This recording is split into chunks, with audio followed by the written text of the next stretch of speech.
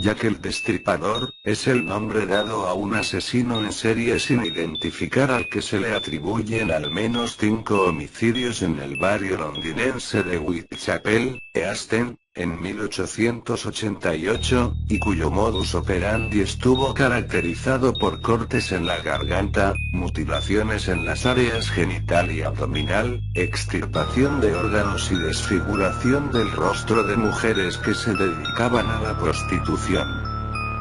A mediados del siglo XIX, el East End de Londres tenía sobrepoblación y su nivel de calidad de vida era mísero.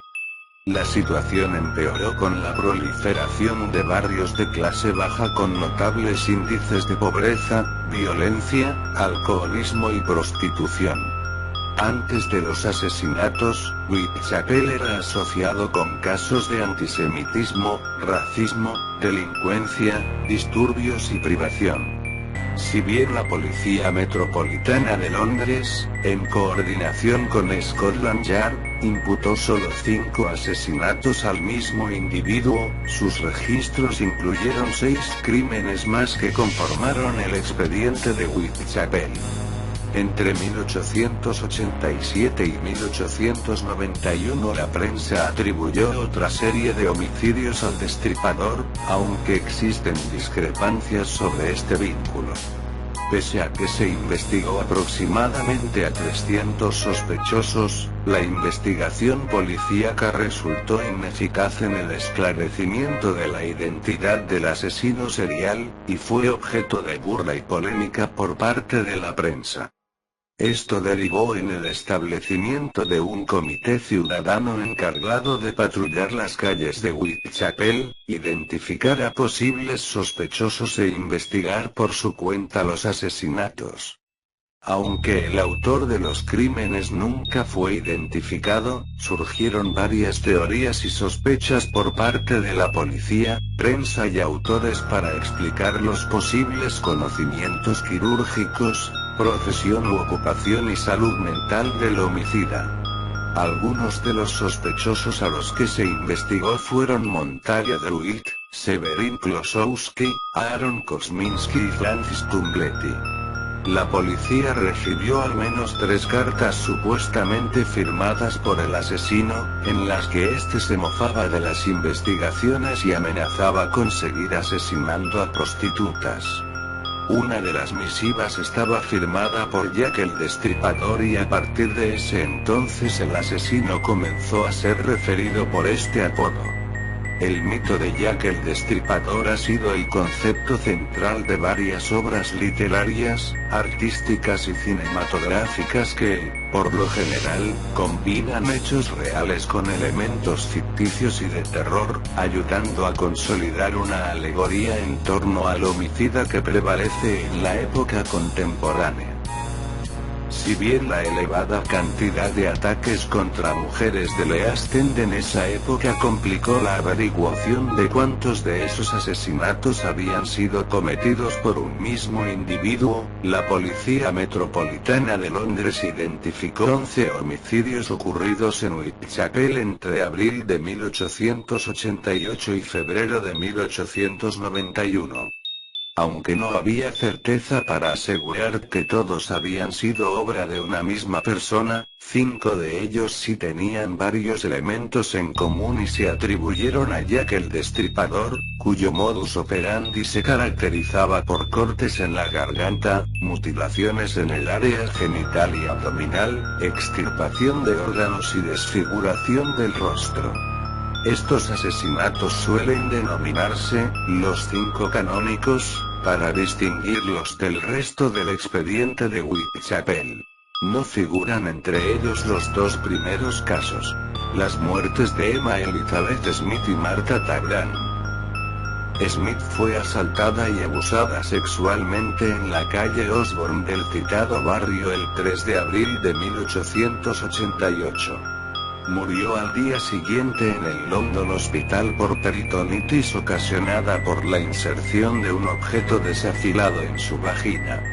En su declaración, ella dijo que había sido atacada por 2 o 3 hombres, uno de los cuales era un adolescente, razón por la que se descartó este caso del expediente del destripador. Tabram murió el 7 de agosto del mismo año, víctima de 39 puñaladas.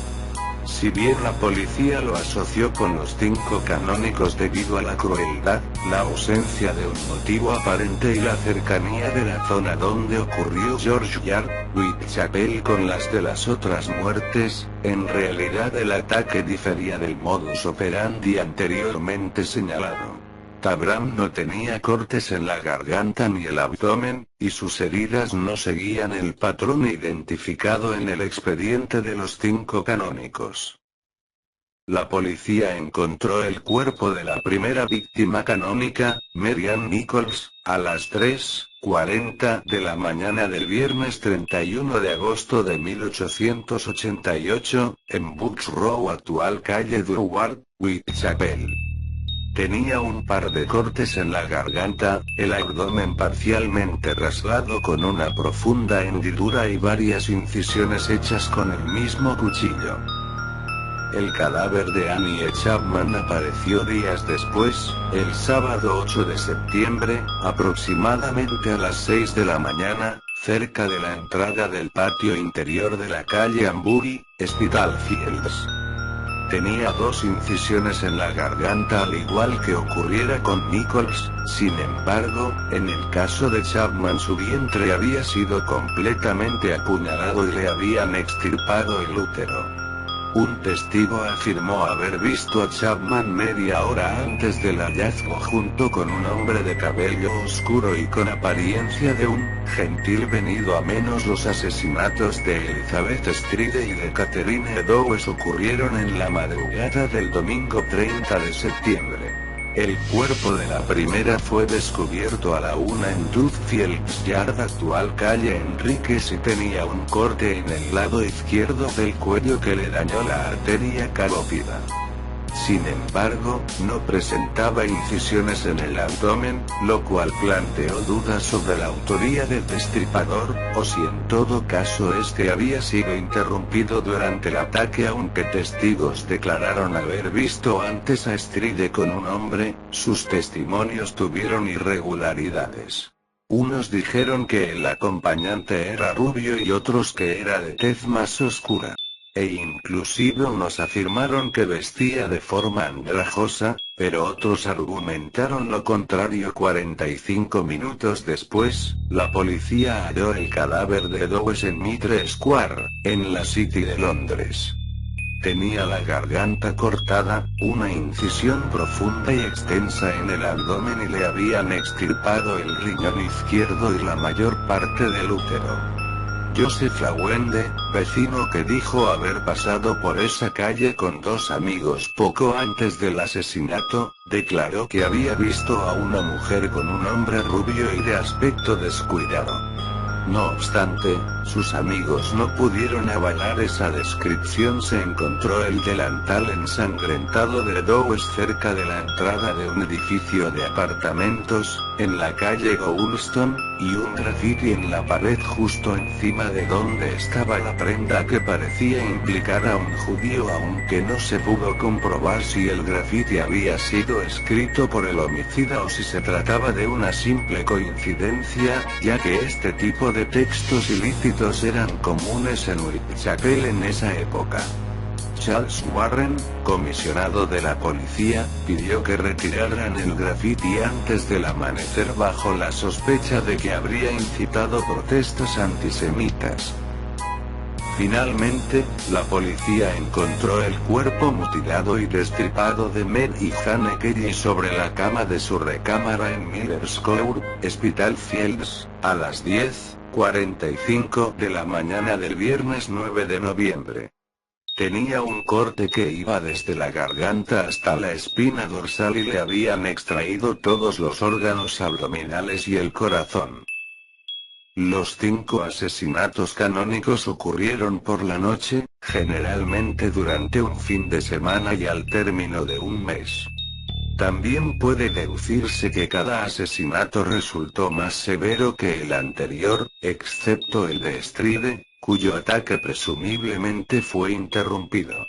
El cuerpo de Nichols tenía todos sus órganos, pero a Chapman y Eddowes le extrajeron el útero, mientras que esta última y Kelly presentaban mutilaciones en el rostro. El vínculo entre estos 5 crímenes se remonta de documentos posteriores en los que son excluidos de otros asesinatos. Por ejemplo, en una carta escrita por el médico forense Thomas Bond al encargado del CID, sigla en inglés del Departamento de Investigación Criminal de Londres, y que data del 10 de noviembre de 1888, ya aparecen relacionadas las 5 víctimas canónicas. Para algunos analistas, ciertos asesinatos de Whitechapel indudablemente fueron obra del mismo individuo, pero en otros actuó un número desconocido de homicidas. Tal fue el caso de los autores Stuart P. Evans y Donald Rumbelow, que catalogaron al expediente de los canónicos como el mito del destripador, al considerar que, si bien los casos de Nichols, Chapman y Eddowes guardan similitudes entre sí, no hay evidencia de que los asesinatos de Stride y Kelly hubiesen sido cometidos por la misma persona. Inclusive hay quienes argumentan que el homicidio de Tabran sí encaja con el expediente de los canónicos. El Dr. Perky Clark, auxiliar del médico forense George Baxter Phillips, concluyó que 3 de las muertes habían sido cometidas por el mismo individuo, mientras que el resto había sido obra de individuos de mente débil, con la convicción de imitar la serie original de crímenes. Aunque el nuevo encargado del CID, Melville McNaughton, señaló categóricamente en un reporte que el asesino de Whitechapel tuvo 5 víctimas, nada más, hay que hacer notar que McNaughton había entrado en la policía un año después de las muertes canónicas y que su memorándum incluía errores en la descripción de los posibles sospechosos. Kelly es considerada como la última víctima del destripador, cuya hora de crímenes debió cesar ya sea por su muerte, arresto o migración. No obstante, el expediente de Whitechapel incluye otros 4 homicidios ocurridos después de los 5 canónicos. La policía encontró el cuerpo de Rose Millett en Clark's Yard, calle High, Poplar, el 20 de diciembre de 1888. Aunque había sido estrangulada, no mostraba indicios de forcejeo, motivo por el que pensaron que se había ahorcado accidentalmente en estado de ebriedad, o que se había suicidado. Pese a lo anterior, el perito concluyó que Millett había sido asesinada. Casi 6 meses después, el 17 de julio de 1889, el cadáver de Alice McKenzie apareció en Castle Alley, Whitechapel. Tenía una herida en la arteria carótida izquierda y varias contusiones y cortaduras leves. Uno de los forenses que examinó el cuerpo, Thomas Bond, creyó que se trataba de una víctima más del destripador, aunque su compañero George Baxter Phillips opinó lo contrario al haber revisado los cadáveres canónicos. Algunos autores opinaron que el homicida de McKenzie había imitado el modus operandi de Jack para despistar a la policía, pero otros aseguraron que era obra del destripador. El asesino de la siguiente mujer de Whitechapel la decapitó y le amputó las piernas, y arrojó el torso mutilado debajo de un arco ferroviario en la calle Pinchin. En el lugar del hallazgo, el 10 de septiembre del mismo año, la policía encontró varias partes dispersas del cuerpo, por lo que no pudo validarse que la hubieran asesinado ahí. El cadáver de la última víctima del expediente de Whitechapel también apareció debajo de un arco ferroviario el 13 de febrero de 1891, en la calle Swallow Gardens. Su cuerpo estaba intacto excepto por un corte en la garganta. Algunos testigos dijeron haber visto poco antes a la mujer con un tipo, llamado James Thomas Sadler, a quien la policía luego localizó y arrestó por el delito de asesinato. Incluso se llegó a pensar que él era Jack el Destripador. Sin embargo, fue absuelto de los cargos y puesto en libertad el 3 de marzo por falta de pruebas incriminatorias. Si el vídeo te gustó, recuerda dar like, comparte, suscríbete y activa la campana para que veas más contenido. Saludos.